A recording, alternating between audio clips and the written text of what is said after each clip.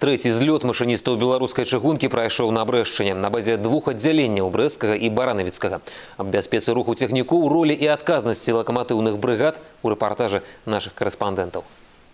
Рабочая группа на брэсцкім аддзяленні беларускай чыгункі абмяркоўвала пытанне бяспекі руху цягнікоў, ролю и адказнасць локомотивных бригад у забеспячэнні перевозок. Сегодня в Бресте мы обсуждаем вопросы безопасности движения, роль машиниста в перевозочном процессе, в обеспечении безопасности движения. Что такое безопасность движения? Пассажир, который придет к нам, и мы его будем перевозить, или груз, который мы везем, все должно произойти качественно, быстро, комфортно. Машиніст тепловоза Александр Буднік у профессии больше за 25 годов. Яшчэ з маленства марыў вадзіць составы, хаця ведаў са слоў дзеда, які таксама быў машинистом, что справа гэта нелегкая.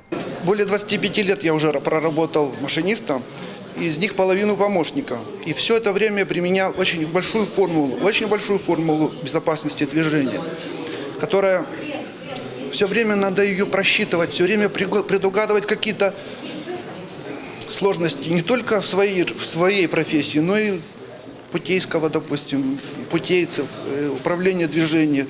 Работа секцыі ў Брэсце дала магчымасць абмеркаваць існуючыя пытанні павышэння бяспекі руху ў рэжыме прамога дыялогу. Калі кіраўніцтва чыгункі і машыністы пачулі адзін аднаго, абмеркавалі шляхі вырашэння вузкіх месцаў. Таксама удзельнікі групы пабывалі ў брэсцкім лакаматыўным дэпо.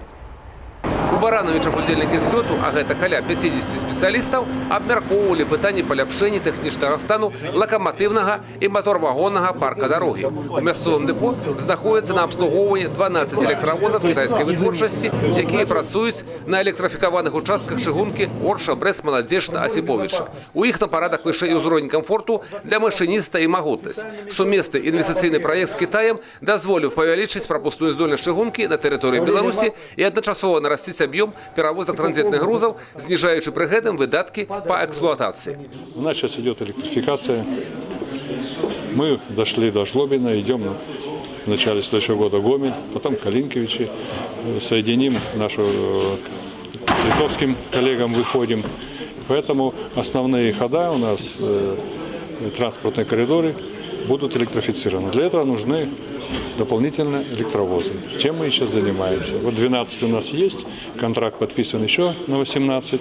Удзельнікі злёту не толькі пазнаёміліся з работай барановіцкага лакаматыўнага дэпо, але і абмеркавалі праблемныя пытанні. Удзел у злёце прынялі спецыялісты з блізкага замежжа. Ну, вот пообщавшись сейчас с коллегами на слёте, проблемы у нас одинаковые, такие же. Но они решаются. Это очень полезно. Вот этот слет руководство как раз снизу услышало проблемы локомотивщиков. И вопросы, конечно, серьезные. И по безопасности движения, и по эксплуатации локомотивов. По выніках работы злёту была выпрацавана дэкларацыя, якая стала адпраўным дакументам для прыняцця дзейсных мер па паляпшэнні працы не толькі лакаматыўнай гаспадаркі, але і ўсёй беларускай чыгункі.